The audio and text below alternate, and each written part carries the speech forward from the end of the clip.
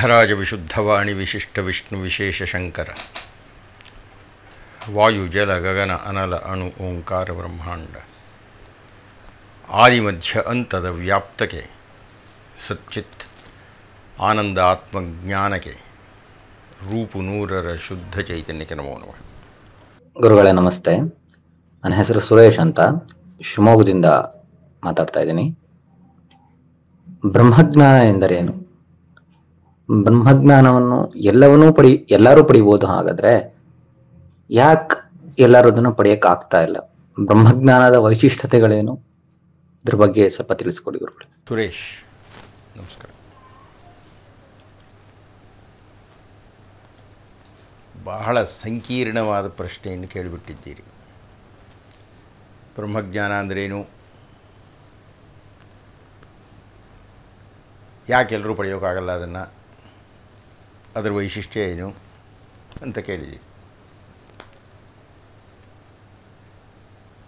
ಯಾಕೆ ಎಲ್ಲರೂ ಪಡೆಯೋದಕ್ಕಾಗೋದಿಲ್ಲ ಅನ್ನೋದನ್ನು ಕೊನೆಯಲ್ಲಿ ಮಾತಾಡೋಣ.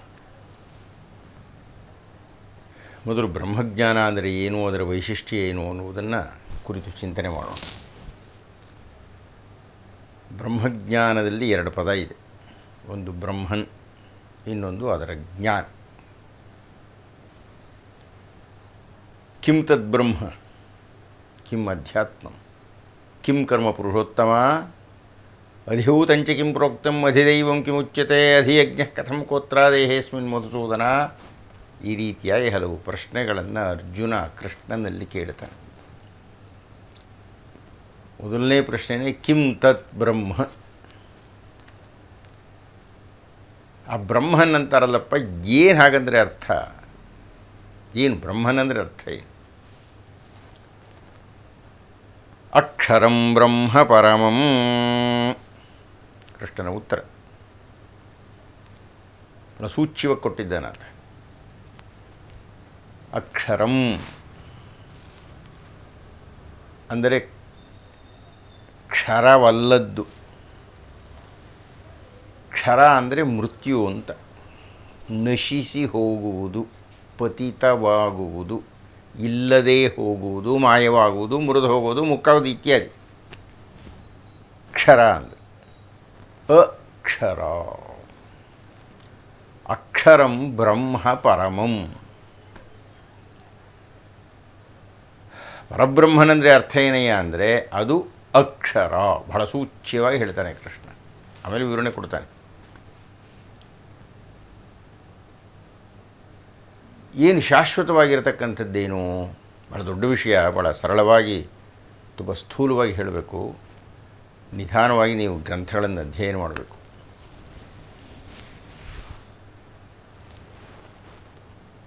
ನಾವು ಪ್ರಕೃತಿಯನ್ನು ನೋಡ್ತೀವಿ. ನಮ್ಮ ಕಣ್ಣು ಮುಂದೆಯೇ ಈ ಪ್ರಕೃತಿ ಧ್ವಂಸವಾಗ್ತಾ ಇರುತ್ತೆ, ಮುರಿದು ಹೋಗ್ತಾ ಇರುತ್ತೆ, ಮಾಯವಾಗ್ತಾ ಇರುತ್ತೆ. ನೀವು ಸಹಸ್ರಾರು ವರ್ಷಗಳ ಸೃಷ್ಟಿಯ ಚರಿತ್ರೆಯನ್ನು ನೋಡಿದರೆ, ಸಾವಿರ ಏನ್ರಿ, ಲಕ್ಷಾಂತರ ವರ್ಷಗಳು. ಈಗ ಯಾವುದು ನಾವು ಹಿಮಾಲಯ ಪರ್ವತ ಅಂತ ಹೇಳ್ತಿದ್ವಿ, ಅದು ಇರಲೇ ಇಲ್ಲ.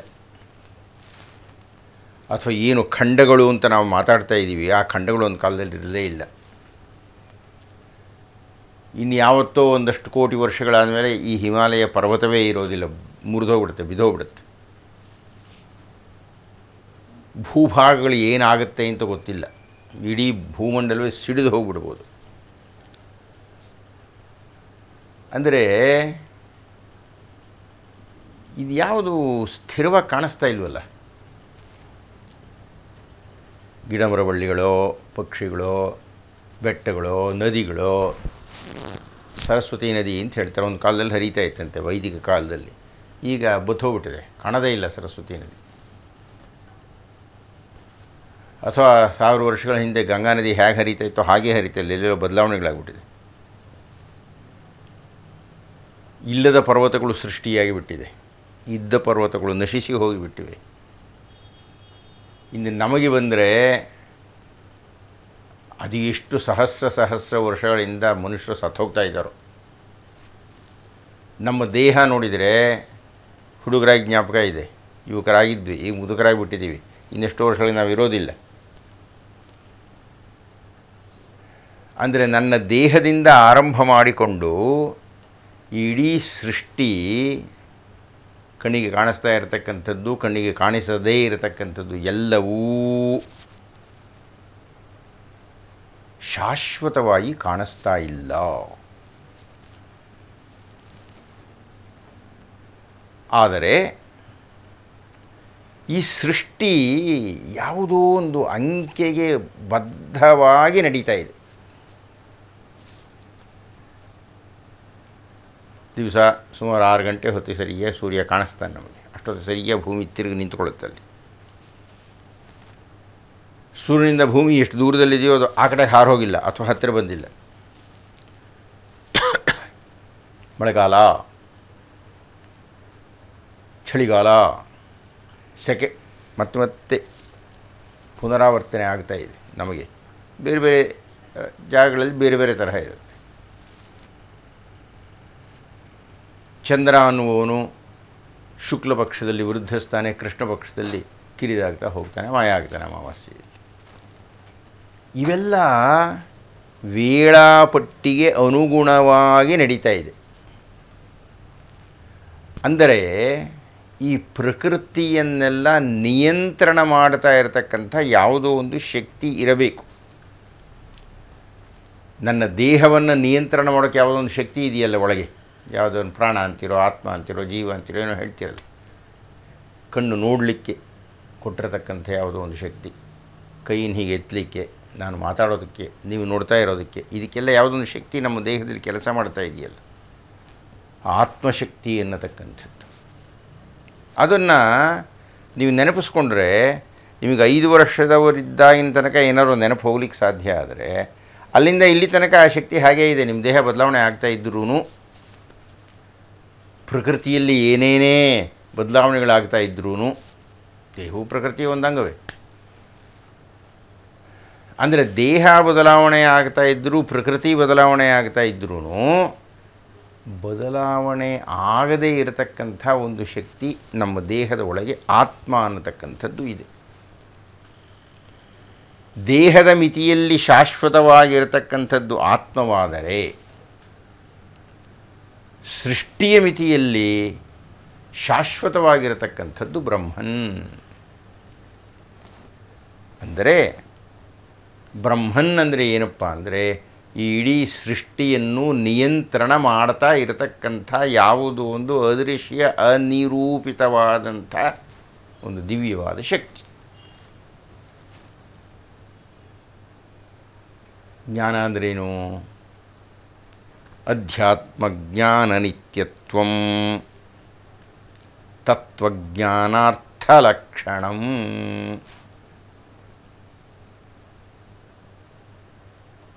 ಯಾವುದು ಅಧ್ಯಾತ್ಮಜ್ಞಾನವೋ,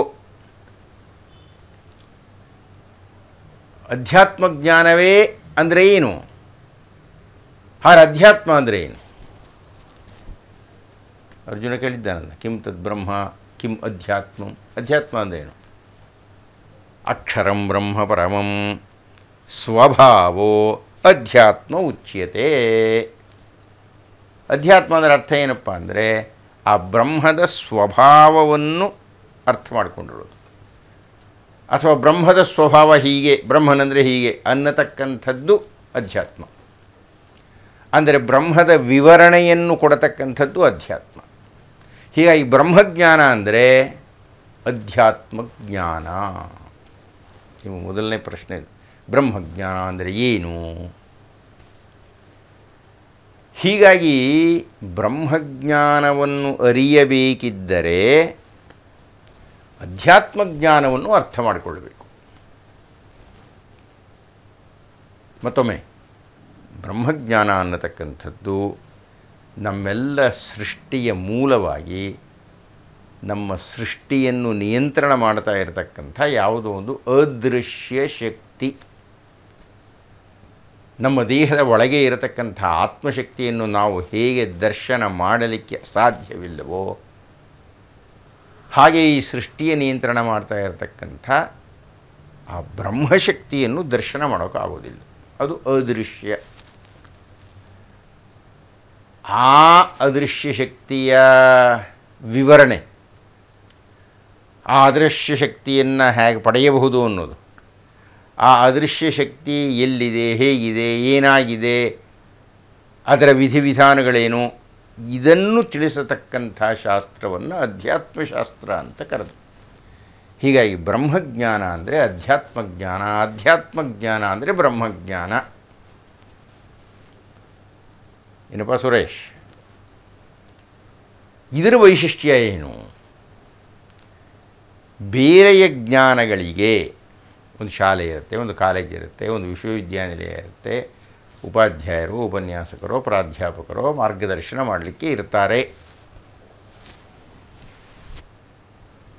ಹಾಗೆ ಇದಕ್ಕೆ ಸಂಬಂಧಪಟ್ಟಿರತಕ್ಕಂಥ ಪುಸ್ತಕಗಳ ವಿರಚನೆಯಾಗಿರುತ್ತೆ. ಮತ್ತು ವಿಜ್ಞಾನ ಬೆಳೆದಂತೆ, ನಾಗರಿಕತೆ ಹೆಚ್ಚಾದಂತೆ, ವಿದ್ಯಾಭ್ಯಾಸ ಅಧಿಕವಾದಂತೆ ಆ ಎಲ್ಲ ಜ್ಞಾನಗಳು ನಿಮಗೆ ಅರ್ಥವಾಗುವ ನಿಮ್ಮ ಸ್ವಂತ ಭಾಷೆಯಲ್ಲಿ ವಿರಚಿಸಲ್ಪಡುತ್ತೆ. ಹೀಗಾಗಿ ಲೌಕಿಕ ಜ್ಞಾನದ ಬಗ್ಗೆ ನಾವು ಮಾತನಾಡಿದರೆ ಅದರ ರಸಾಯನಶಾಸ್ತ್ರ ಇರ್ಬೋದು, ಗಣಿತಶಾಸ್ತ್ರ ಇರ್ಬೋದು, ಯಾವುದೋ ಒಂದು ಭಾಷೆ ಇರಬಹುದು, ಖಗೋಳ ವಿಜ್ಞಾನ ಇರಬಹುದು. ಇಂಥ ಲೌಕಿಕವಾಗಿರತಕ್ಕ ಜ್ಞಾನವನ್ನು ಪಾಠ ಮಾಡಲಿಕ್ಕೂ ಕೆಲವರಿರ್ತಾರೆ. ಪಠ್ಯ ಪುಸ್ತಕಗಳು ಸರಳವಾಗಿ ನಿಮಗೆ ಅರ್ಥವಾಗುವ ಭಾಷೆಯಲ್ಲಿ ಇರುತ್ತೆ. ಅಂದರೆ ಅವೆರಡೂ ದೃಶ್ಯ, ಕಣ್ಣಿಗೆ ಕಾಣುತ್ತೆ. ಅಧ್ಯಾತ್ಮ ಜ್ಞಾನ ಕಣ್ಣಿಗೆ ಕಾಣೋದಿಲ್ಲ, ಪಾಠ ಮಾಡೋದಕ್ಕೆ ಸುಲಭವಾಗಿ ಸಿಗೋದಿಲ್ಲ. ಪಠ್ಯಗಳು ಇರುತ್ತೆ, ಅದು ಒಂದು ಕಡೆ ಇರೋದಿಲ್ಲ. ಮತ್ತು ನಿಮ್ಮ ಭಾಷೆಯಲ್ಲೆಲ್ಲ ಅಷ್ಟು ಸುಲಭವಾಗಿ ಸಿಗೋದಿಲ್ಲ. ನಿಮ್ಮ ಭಾಷೆ ಅಂದರೆ ನಮ್ಮ ಪ್ರಾದೇಶಿಕ ಭಾಷೆ ಅಷ್ಟು ಸುಲಭವಾಗಿ ಸಿಗೋದಿಲ್ಲ. ಸಿಗಲ್ಲ ಅಂತಲ್ಲ, ಕಷ್ಟಪಟ್ಟು ಯಾರಾದರೂ ಅನುವಾದ ಮಾಡಿದರೆ ಎಲ್ಲ ಭಾಷೆಗಳಲ್ಲದೆ ಇದ್ದು ಕನ್ನಡದಲ್ಲಿ ಸಿಗುತ್ತೆ. ಅದೇ ಅದರ ವೈಶಿಷ್ಟ್ಯ. ಅಷ್ಟು ಸುಲಭವಾಗಿ ಅಂಗಡಿ ಹೋಗಿ ತೊಗೊಂಡು ಅರ್ಥ ಮಾಡ್ಕೊಂಡು ಕೂತ್ಕೊಳ್ಳೋಕ್ಕಾಗೋದಿಲ್ಲ. ಅಥವಾ ಯಾವುದಾದ್ರು ಶಾಲೆಗೆ ಅರ್ಜಿಯನ್ನು ಹಾಕಿ ಕಲ್ತ್ಕೊಳ್ಳೋಕ್ಕಾಗೋದಿಲ್ಲ. ಮತ್ತು ನೀವು ಆಂಗ್ಲ ಸಾಹಿತ್ಯವನ್ನು ಓದಿದರೆ ಅರ್ಥ ಆಗುತ್ತೆ ರೀ. ಗಣಿತ ಏನೋ ಅರ್ಥ ಆಗುತ್ತೆ ಯಾರಾದರೂ ಹೇಳಿಕೊಟ್ರೆ.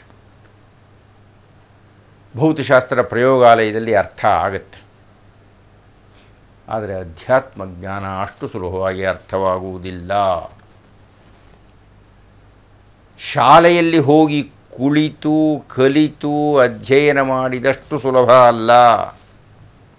ಇದು ಮೊದಲನೇದಾಗಿ ಹೇಳ್ಕೊಡ್ತಕ್ಕಂಥದ್ದಕ್ಕೆ ಯಾರಾದರೂ ಉಪಾಧ್ಯಾಯ ಬೇಕು, ಅದು ಸಿಗೋದು ಕಷ್ಟ. ಆತ ಅದನ್ನು ಹೇಳಿಕೊಟ್ಟ ಮೇಲೆ ನೀವು ಅರ್ಥ ಮಾಡಿಕೊಳ್ಳಬೇಕು, ಅದು ಇನ್ನೂ ಕಷ್ಟ. ಇದಾದ ಮೇಲೆ ಅವರು ಏನು ಉಪದೇಶ ಕೊಟ್ಟಿದ್ದಾರೆ, ನೀವೇನು ಅಧ್ಯಯನ ಮಾಡಿದ್ದೀರಿ, ಎರಡನ್ನೂ ಸೇರಿಸಿ ತಪಸ್ಸು ಮಾಡಬೇಕು. ಅದು ಮಹಾ ಕಷ್ಟ. ಇದೇ ಅಜ್ಞಾನದ ವೈಶಿಷ್ಟ್ಯ.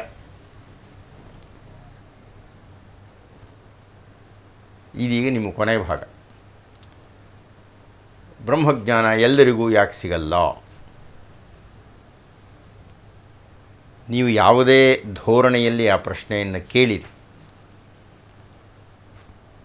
ಬಹಳ ನೇರವಾಗಿ ಉತ್ತರ ಹೇಳಬೇಕಾಗಿದ್ದರೆ ಆ ಪ್ರಶ್ನೆಗೆ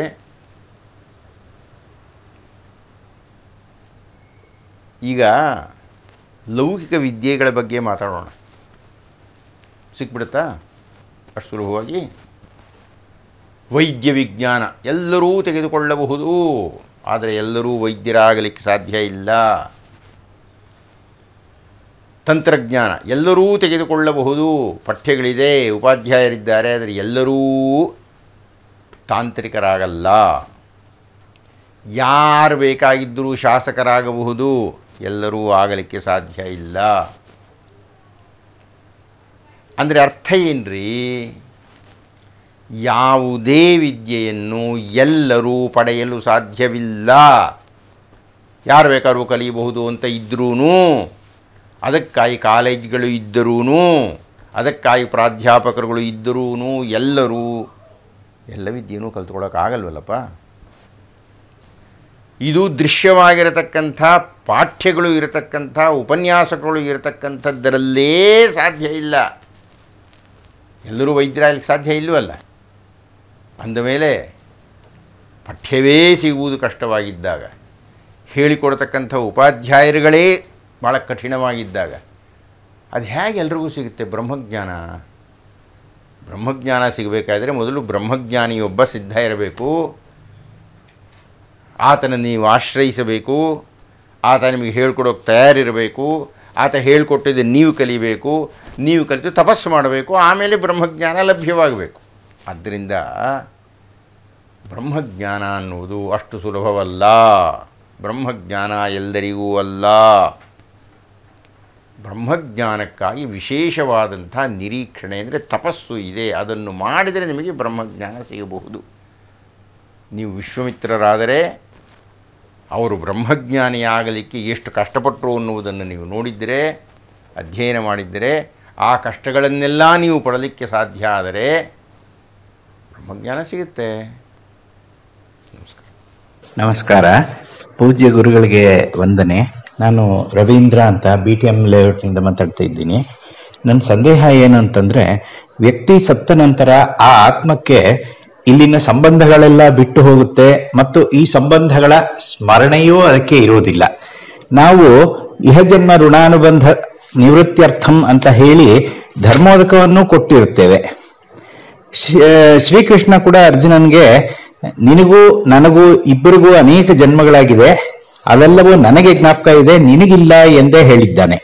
ಹೀಗಿದ್ದಾಗ ಬದುಕಿರುವ ನಮಗೆ ಸತ್ತವರ ನೆನಪಷ್ಟೇ ಇರುತ್ತವೆ ಹೊರತು ಸತ್ತವರಿಗೆ ನಾವು ಯಾರೂ ಏನೂ ಅಲ್ಲ.